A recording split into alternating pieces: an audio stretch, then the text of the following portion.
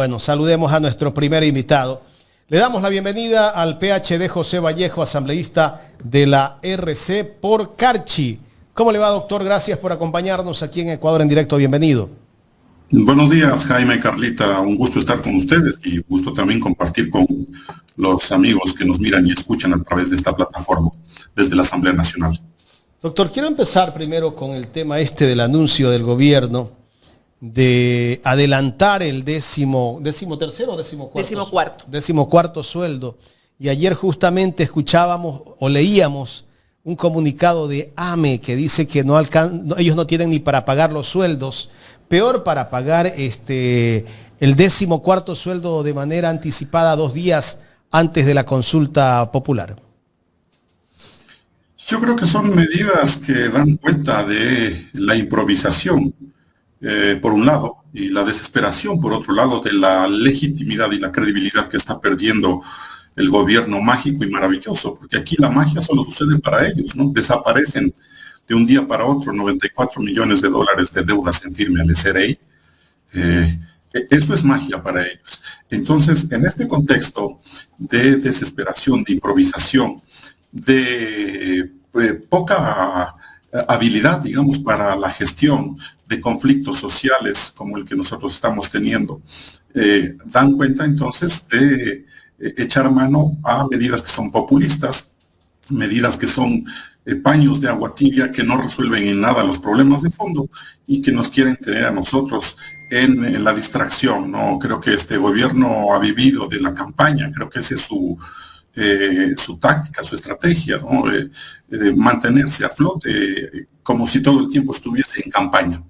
Y por eso hace este tipo de ofrecimientos. Son 745 millones más o menos que debe a los gobiernos autónomos descentralizados. Si a eso le sumamos unos 350 y pico de millones en la entrega de nuevos bonos, que ahora sí los bonos son parte de la política pública, pero cuando en su momento se los hizo con planificación, con técnica, con distribución equitativa, allí sí era un desperdicio y allí sí se denostaba y se estigmatizaba este tipo de medidas. Así que estamos viviendo lamentablemente en un gobierno de improvisación, un gobierno que no es sensible a los problemas cotidianos de las familias, de los ecuatorianos y ecuatorianas, y que cada vez está encerrado en una burbuja y parece que se está alejando más, ¿no?, de las soluciones que deben ser pragmáticas y siempre por el diálogo, que es lo que menos existe. Correcto. Vamos al tema de la Asamblea. Se debate la reforma a la ley de contratación pública. En esta reforma o en esta ley, doctor, se intentan meter cosas de la ley de integridad pública. ¿Qué es lo que intenta hacer la bancada de ADN? Exactamente, esa es la preocupación que nosotros tenemos y que la hemos denunciado, ¿no? La contratación pública debe servir al pueblo, ¿no? La contratación pública es un motor de la economía.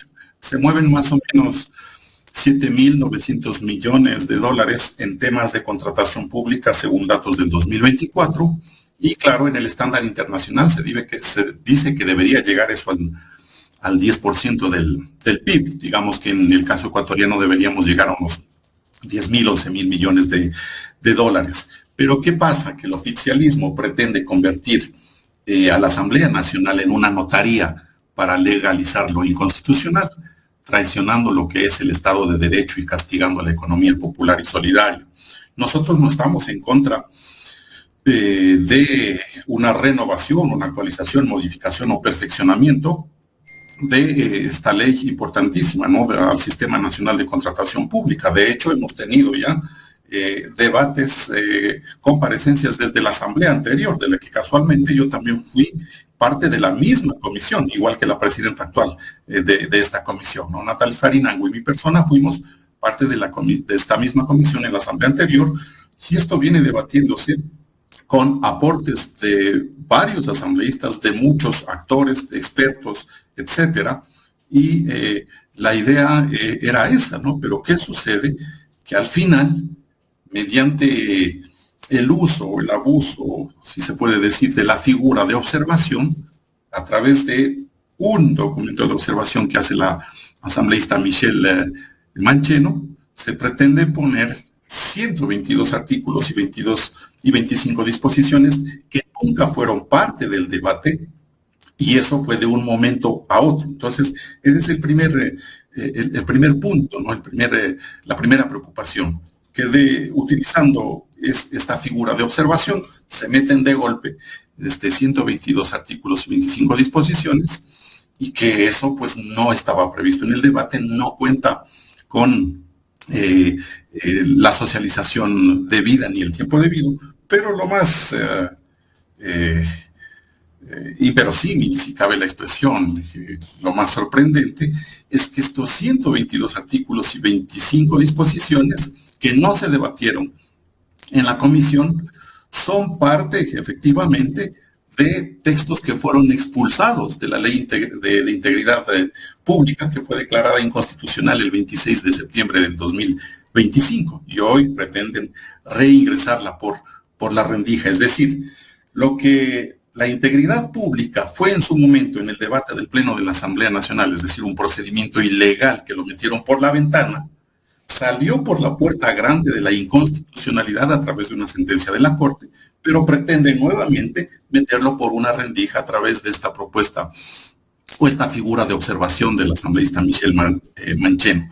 Y eso es lo que nosotros queremos conversar a la ciudadanía. No es en sí los contenidos precedentes, que pueden ser en muchos casos interesantes y pueden abonar, ¿no?, a construir una contratación pública que sea un verdadero motor de la economía, sino que a eso, para utilizar un lenguaje coloquial, se lo ensució con disposiciones que ya fueron declaradas inconstitucionales. Es como que en una mesa nosotros pongamos los ingredientes para hacer una comida, si a la hora de servir la comida, pues nos damos cuenta que muy pocos de los ingredientes están dentro de esa comida servida, pero hay nuevos ingredientes que no tienen nada que ver con esa comida y que posiblemente están envenenados.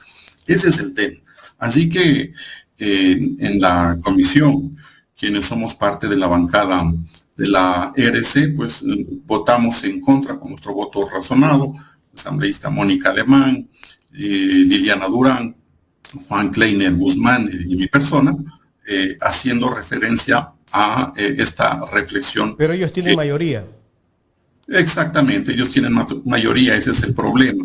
La fuerza de los votos vence a la racionalidad y a la argumentación jurídica o técnica que pudiese haber, y ese es el problema que tenemos también en la Asamblea Nacional, porque ya han pasado leyes inconstitucionales como esta que declaró la Corte en la Ley de Integridad Pública, entre otras, y en la misma dinámica pues se pretende hacer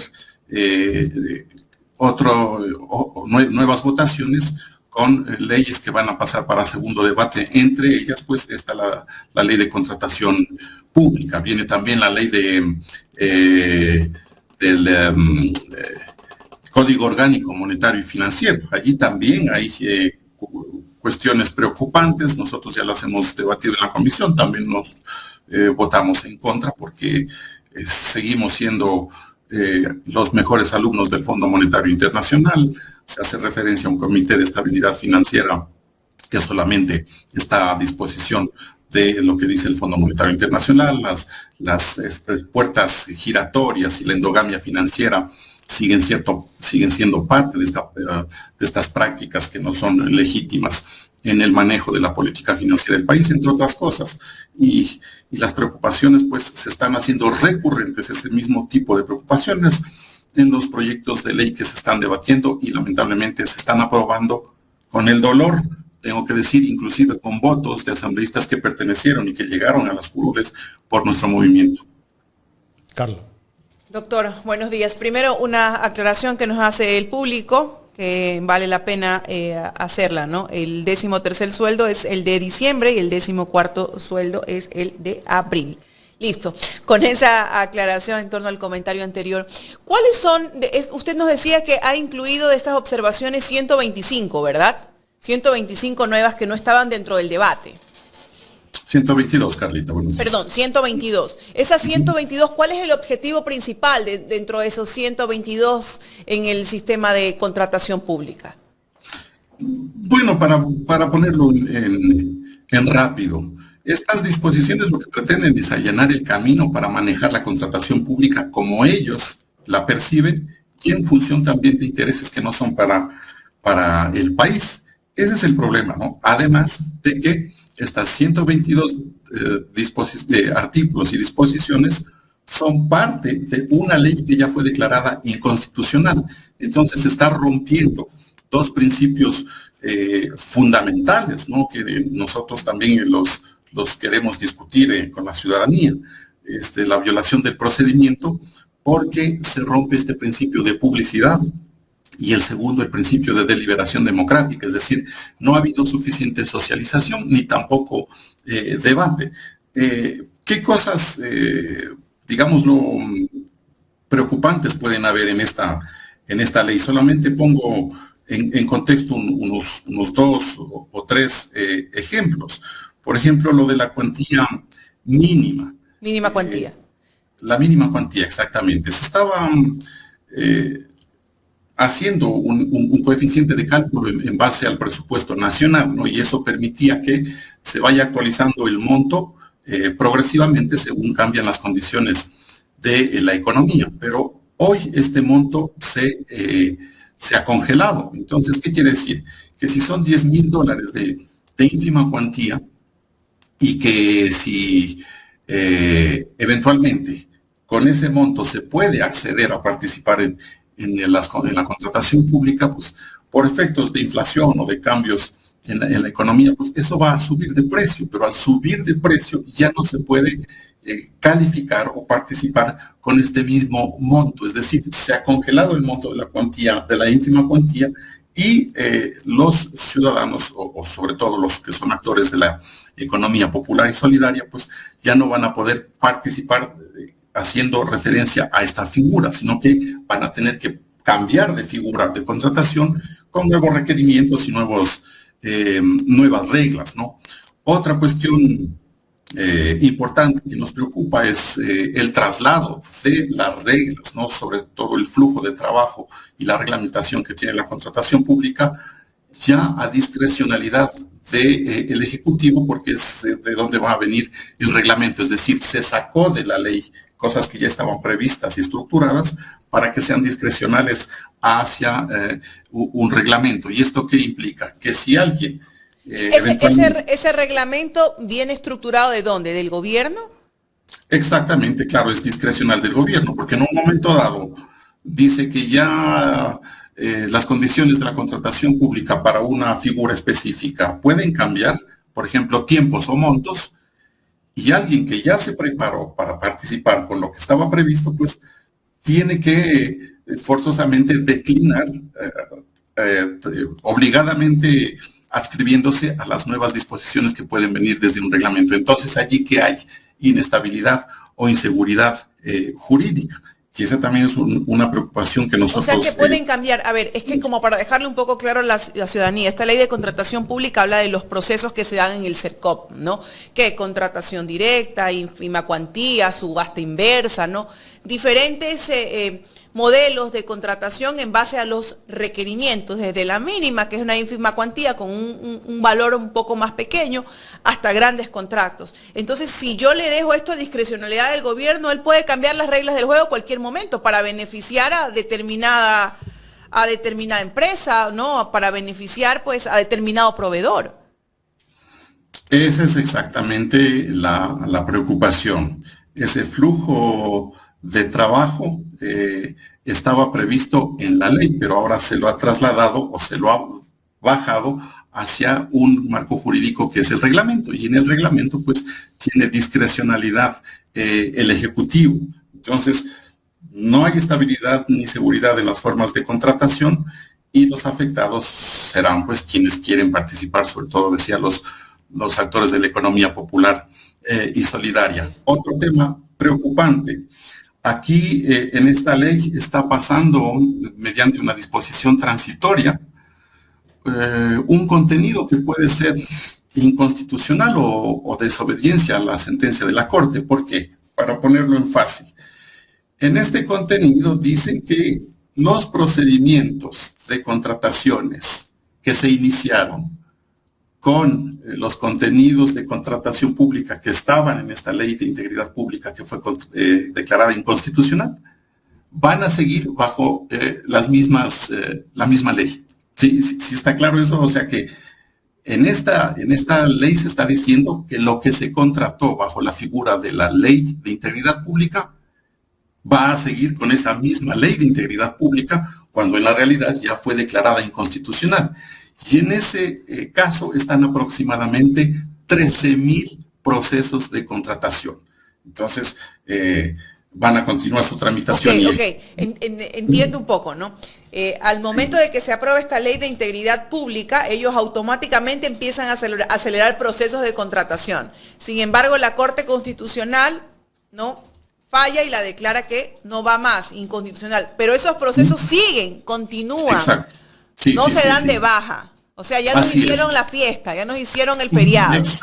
Exacto. Porque en esta ley de integridad pública, para graficar mejor, hay disposiciones para la contratación pública, ¿ya? Pero estas disposiciones y toda la ley fue declarada inconstitucional. Entonces, lo que dice esta nueva ley de contratación pública que quieren debatirla ya mismo, en una disposición transitoria dice, lo que empezamos con esa ley, entre paréntesis, inconstitucional, vamos a terminarlo con esa misma ley que es inconstitucional, ¿no? Claro, eso no, lo de la inconstitucionalidad es para poner en contexto, pero no lo dice. Y esa es una preocupación que nosotros también dejamos en claro frente a la ciudadanía y así lo hicimos saber también en la comisión. ¿Cuál es la consecuencia legal? Pues esto es inconstitucional y configuraría pues un claro incumplimiento de la sentencia 5225 IN, ¿no?, de la Corte Constitucional. Y bueno, pues de allí te vienen consecuencias, impactos sociales, económicos a los diferentes actores de la economía, no solamente social y solidaria, sino pues en general a todos quienes son partícipes de estos procesos de contratación pública. ¿Ese debate se va a dar el día de hoy, asambleísta? Sí, en unos minutos inicia ya la sesión para este debate el segundo debate de la ley del Sistema Nacional de Contratación Pública y claro, pues quieren hacerlo rápido, se lo ha hecho de manera virtual, bueno, a veces aducen este tema de las manifestaciones y ese tipo de cosas, pero pues no deja de ser sospechoso, igual que lo que se hizo en la comisión, porque para aprobar el informe de la comisión nos convocaron sábado a las 6:30 de la tarde, o sea, un poco apuraditos, y decía entre gallos y medias noches pasaron estas disposiciones de un proceso que nosotros no habíamos sido partícipes, ¿no? La deliberación y la publicidad no fueron principios que se respetaron en este proceso de la consolidación de la ley del Sistema Nacional de Contratación Pública. Antes de darle paso a Jaime, permítame decir algo y usted me corrige si estoy equivocada. Mientras se da el paro nacional, mientras quieren tener a la gente entretenida en las situaciones conflictivas del paro, con las represiones que hay de la fuerza del orden, siguen haciendo de las suyas. Siguen enviando leyes y normativas para aprobarlos, como decía usted, asambleísta, entre gallos y medianoche. Así que atención a la ciudadanía. Jaime. Gracias, Carla. Asambleísta, quiero pasar al tema de lo que está viviendo el país, este paro nacional indefinido. El día de ayer la ministra de Gobierno ha dicho que el tema de la eliminación del subsidio al diésel no está en la mesa de negociación, tampoco está bajar los 3 puntos del IVA. Si no se da este tipo de acuerdos entre el gobierno y los dirigentes nacionales de este paro que se está viviendo en el Ecuador, ¿qué va a pasar con el país? Porque cada día la situación sigue creciendo. El paro, muchas organizaciones sociales se están sumando a esta paralización. Vemos a un gobierno que de alguna manera sí está preocupado, porque ayer se notó la preocupación del gobierno, les llamó mucho la atención las declaraciones o las expresiones que hizo el presidente de la CONAIE, Marlon Vargas. Después salieron ya incluso a ponerle un acto urgente para tratar de ver si lo pueden neutralizar. ¿Qué va a pasar, asambleísta? Bueno, algunas consideraciones, creo yo. Lo primero, el manejo del conflicto social exige sensibilidad y exige también la voluntad de abrir espacios de diálogo en vías de mediación o negociación. Y eso es lo que no existe. Yo creo que la tosudez de un gobierno que no entiende la realidad de los ecuatorianos le está haciendo cometer errores. Y esos errores pueden llevar a consecuencias que no son deseables, ¿no? El paro no es una situación que sea deseable en condiciones ideales para el desarrollo de un país, pero es una herramienta, ¿no? Es una forma de protesta frente a la inacción, al abandono, al olvido, a la mentira, porque el precio del combustible no estaba en la campaña del presidente Noboa. Al contrario, públicamente lo dijo que inclusive iba a bajar de precio. El incremento del IVA tampoco estaba en los ofrecimientos de campaña. Y decía que la necedad, la tosudez de este gobierno le están haciendo cometer esos errores. Y allí situarnos en dos cosas rápidamente muy particulares. Lo primero, referente al diésel y al combustible, están queriendo poner el relato de que ya no nos podían regalar o seguir regalando el diésel porque la economía no da para eso, pero en primer lugar, el diésel y estos productos que vienen de los recursos no renovables como el petróleo, es un recurso estratégico. Si bien es cierto, es importado, pero es importado por la mala política que no planificó una refinería, pero en definitiva el recurso estratégico es de los ecuatorianos y para los ecuatorianos. Entonces yo desde allí inclusive cuestiono un poco la validez del subsidio como debate político. Bueno, si económicamente se puede hablar esto del subsidio como una herramienta de política económica, pero digo, esto es una suerte de más bien rentabilidad social de un recurso que es nuestro, no es de nadie más, es nuestro. Y desde allí deberíamos partir. Y segundo, que el paro no es el problema, la manifestación no es el problema, eso es la consecuencia de un gobierno que ha propiciado las condiciones de abandono, de inseguridad, de estancamiento de la economía, de la destrucción del sistema de salud pública, por ejemplo, del deterioro de la institucionalidad en el Estado. Todo eso tiene consecuencias y una de estas consecuencias es el paro. Insisto, si no es deseable, nosotros quisiéramos que no exista paro, pero es la consecuencia. Ahora también pretenden imponer la idea de que el paro es el problema y en la Asamblea Nacional ya quieren sacar resoluciones de solidaridad con el sector estratégico por el paro, ¿no? Entonces, y quieren ver que la RC se pronuncie también a favor del gobierno, ¿no? Y si no están con ellos, también son terroristas, ¿no? Sí, esas falsas dicotomías, ¿no? De que el paro es el problema, de que detrás del paro hay grupos terroristas, de que la ARC no está con el empresariado, sino con los terroristas.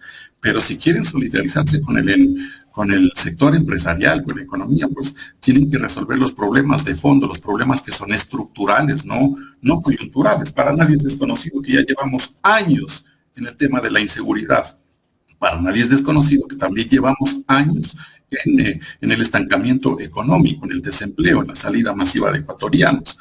Tantas cosas que tienen que resolverse desde esta perspectiva estructural y planificada, pero la coyuntura, el marketing de redes y esta situación forzada de campañas es lo que le mantiene a un gobierno que está perdiendo legitimidad a todas luces.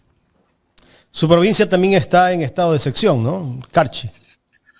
Así es, Jaime, y aquí una cuestión particular, ¿no? Hay una asambleísta carchense de ADN, Lucia Pozo, que va a proponer una resolución para solidarizarse con el sector empresarial de Carchi. Y yo le quiero recordar que justamente una parte del sector empresarial de Carchi, es decir, el transporte, fue quien inició las manifestaciones y las movilizaciones en el Ecuador, porque fueron los primeros que bloquearon la ruta cuando se incrementó el o cuando se eliminó el subsidio al diésel, ¿no? Y digamos una cosa más, que esto fue la gota que derramó el vaso, ¿no? No es solamente eso.